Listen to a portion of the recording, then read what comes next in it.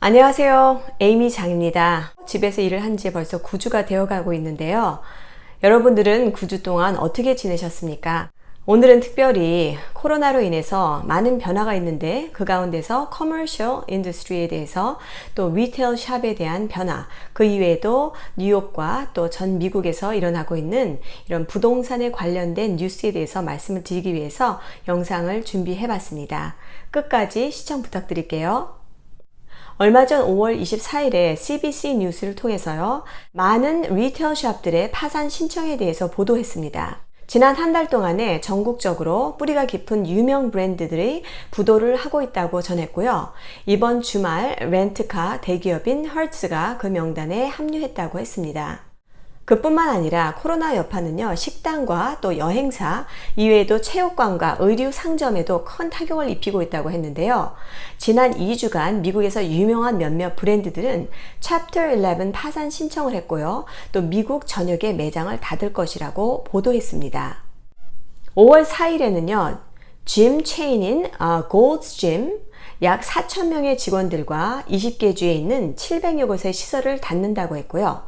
또 많은 분들이 알고 계시는 매장 J. 크루도 챕터 11 파산 신청을 했다고 합니다. 그분들의 매장은 그야말로 500개 이상의 매장을 가지고 있다고 하는데요. 13,000명 이상의 직원들이 직장을 잃을 위기에 있다고 했습니다. 그리고 럭셔리 백화점 니먼 마커스는 약 13,000명 이상의 직원들이 일했고, 그리고 18개 주에 있는 68개 매장을 닫을 예정이라고 했습니다. 5월 14일에는 49개 주에 있는 850개의 백화점, 또 9만여 명의 직원들을 고용하고 있는 JC 페니도 챕터 11 파산 신청에 합류했다고 했습니다. 3월 11일에는요, 미국에서 가장 오래된 스포츠 용품 매점인 모델스도 3,600명의 직원을 가지고 있는데 140여 곳의 문을 닫게 되었다고 보도하고 있습니다. 지금 말씀드린 이 체인점들의 공통점은 무엇일까요? 바로 브릭 앤 모터 리테일 스토어들입니다. 브릭 앤 모터이라는 것은요, 고객과 직접 대면해서 제품과 서비스를 제공하는 전통적인 비즈니스 방법인데요. 얼마 전 콜사이트 리서치에 따르면 리테일 브릭 앤 모터 스토어에는요, 2018년 기준으로 소매상들의 거의 6,000개가 달하는 지점이 영구적으로 폐쇄했다고 전했습니다. 그리고 2019년에는요, 그보다 훨씬 더 높은 수치인 9,300개가 폐쇄했다고 했습니다. 이 모든 폐쇄는요, 꼭 코로나 바이러스 때문만은 아니라고 하는데요. 벌써 10년 전부터 본격적으로 시작된 이커머스와의 경쟁에서 일어난 결과라고 얘기하고 있습니다. 그로 인해서 많은 분들이 직장을 잃게 됐죠. 결과적으로는 unemployment rate이 미국 전 지역에 20% 이상 상승하게 됩니다. 제가 살고 있는 뉴욕시도요, 별반 다르지 않은데요. unemployment rate이 현재 14.2%로 통계되고 있습니다. 가장 타격을 입은 그 직종들 중에서는요, leisure and hospitality 분야고요. 그것이 71.9%나 된다고 합니다. 약 760만 명이 가장 큰 타격을 받았고요. 그리고 리테일과 헬스 분야입니다. 210만 명의 손실이 있었고요. 제조업에는 130만 명 직종이 사라졌다고 얘기하고요. 정부 근로자들도 98만 명이나 직장을 잃게 되었다고 합니다. 이런 어려운 상황 가운데서 뉴욕은 코로나로 인해서 더더욱 힘들고 어려운 시간을 겪고 있습니다. 그래서 3월 22일 이후로부터는요, 2개월 이상 모든 non-essential business가 중단하게 됩니다. 그리고 90일간 6월 20일까지요, 주택 세입자와 또 상업용 세입자에 대한 eviction을 금지한다고 발표했습니다. 그래서 커머셜 리테일 마켓에는요, 빨간불이 켜졌습니다. 부동산 관련 데이터 전문 회사인 Property Shark의 통계에 따르면 커머셜 전문인들의 설문조사를 했는데요. 셧다운 기간 동안에 어떤 변화들이 있는가라는 질문이었습니다. 그 가운데 많은 커머셜 브로커들이요, 새로운 비즈니스가 53% 하락했다고 했고요. 딜 연기도 48%, 그리고 쇼잉도 31%로 하락했다고 했습니다. 특별히 Leisure and Hospitality 분야와 여행, 오락, 그리고 식당 분야에 가장 큰 타격을 경험하고 있다고 보도했습니다. 하스피탈리 분야에 있는 호텔 같은 경우는요, 뉴욕은 33만 5천 명 이상이 직장을 잃게 됐고요. 72%의 비중을 차지할 만큼 이 호텔 비즈니스는 굉장히 큰 타격을 입었습니다. 미국의 상업용 부동산 서비스와 투자 기업인 CBRE는 2분기에 호텔 인더스트리는 매출 손실이 80% 이상 될 것으로 예상했습니다. 그리고 5월 20일 기준으로 미국의 전 지역 호텔의 10개 중에서 8개는 비어있는 상태라고 했고요. 그리고 관광객으로 항상 붐비는 뉴욕시티는 더더욱 큰 타격을 입었습니다. 코로나의 여파로 인해서 뉴욕을 대표하는 두 호텔 체인이 잠시 문을 닫는다고 보도했는데요.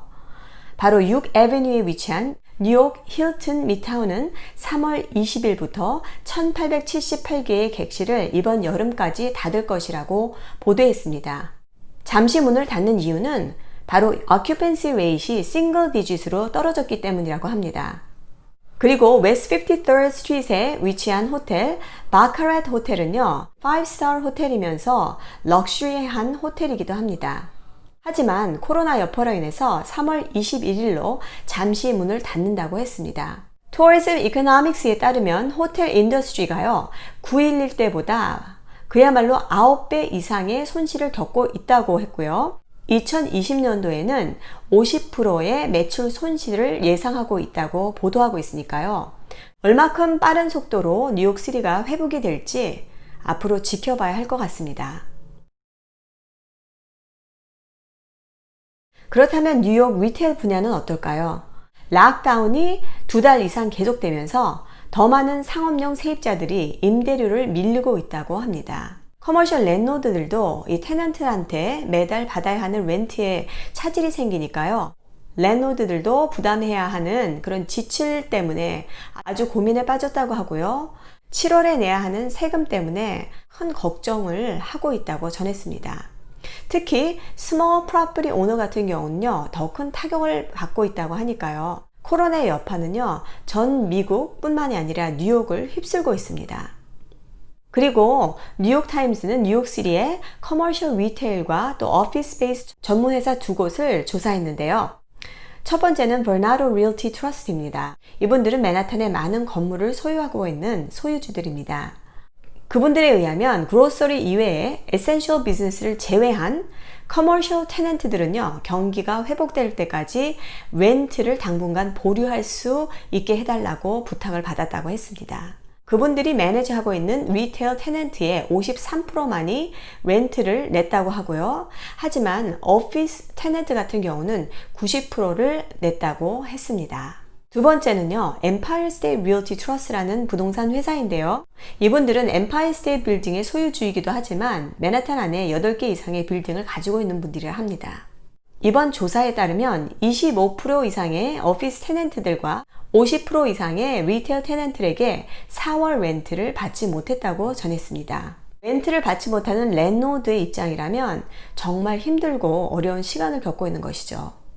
그리고 5월 21일 블룸버그 통신에 따르면 이번 코로나 셧다운으로 인해서 미국 최대 쇼핑몰인 The Mall of America가 14억 달러의 대출을 갚는데 문제가 생겼다고 했습니다.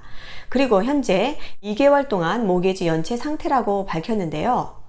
임대료를 받지 못하는 랜로드들도 모기지 지불이 있을 경우에는 굉장히 어렵고 힘든 시간을 보내고 있을 겁니다. 그야말로 4월과 5월은 임대료를 받는 랜로드 입장에서는 최악의 달이었다고 보도하고 있습니다. 그렇다면 리테일 커머셜 마켓은 어떤 변화를 경험하고 있는 것일까요? National Association of Realtors, 미국 부동산 협회에 따르면 매해 이커머스 마켓이 증가하고 있다고 했고요. 그로 인해서 리테일 숍들은 큰 타격을 받고 있다고 했습니다. 2017년부터요, 점차적으로 눈에 띄는 속도로 많은 상점들이 문을 닫기 시작했다고 하는데요.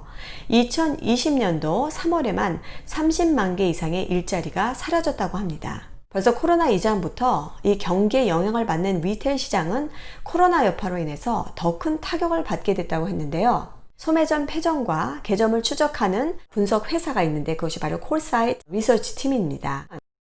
리서치에 따르면 3월 2020년 기준 직장을 잃은 30만 명 가운데 의류 및 액세서리 매장에서 11,800명이, 스포츠용품, 취미, 서점, 음악 상점에서 68,200명이, 그리고 백화점에서 12만 명이 직장을 잃었다고 했습니다. 지금 이 시대를 살아가는 저희들도 그것을 눈으로 목격하고 있는데요. 1962년도 첫 매장을 오픈한 Pier 1 임포트가 58년 만에 매장 580곳을 모두 닫는다고 했습니다. 그 이외에도 빅토리아 시크릿과 Bath and Body Works도 코로나 여파로 인해서 북미 시장에서 그 매장들을 폐쇄할 것이라고 보도했습니다. 3월 22일부터 Non-Essential Business로 이 매장을 닫으면서요, 나타난 이런 결과라고 얘기하고 있는데요. 특히 빅토리아 시크릿 같은 경우는 1분기 매출이 자그마치 46% 이상 하락했다고 전했습니다. 그 이외에도 정말 많은 리테일 마켓이 지금 흔들리고 있다고 하는데요.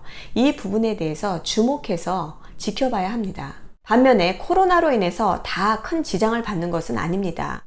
홈 임프루먼트 스토어로 알려져 있는 홈디포트과 또 로우스, 그 이외에 드럭스토어인 CVS나 월그린이나 타겟, 월마트 이런 곳은 굉장히 큰 호황을 누리고 있다고 합니다. National Association of Realtors는 코로나 바이러스가 상업용 부동산에 어떤 영향을 미쳤는지, 그리고 앞으로의 경제 전망에 대해서 4가지 분야로 조사를 했습니다. 커머셜 캐테고리에 들어가는 첫 번째 멀티패밀리 하우스인데요. 멀티패밀리 하우스 같은 경우 앞으로 12개월 안에는요, 굉장히 바쁘지 않을까라고 예상하고 있습니다. 특별히 클래스 B와 클래스 C 프로퍼티스에 대해서 B와 C는요, 건물이 조금 오래되더라도 렌트를 하기에 좋은 그런 저렴한 아파트들을 얘기하는데요. 이 분야에 대해서 많은 분들의 디맨드가 있을 거라고 발표했습니다. 그 이유 중에 하나는 바로 4월 5일 날 조사한 내용인데요.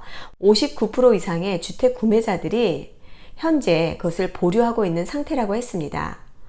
이유가 다 다르겠지만 직장을 잃은 이유가 가장 컸고요. 그 이외에 어떤 건강이라든지 이런 문제들로 인해서 잠시 집 구매를 보류한다고 했습니다.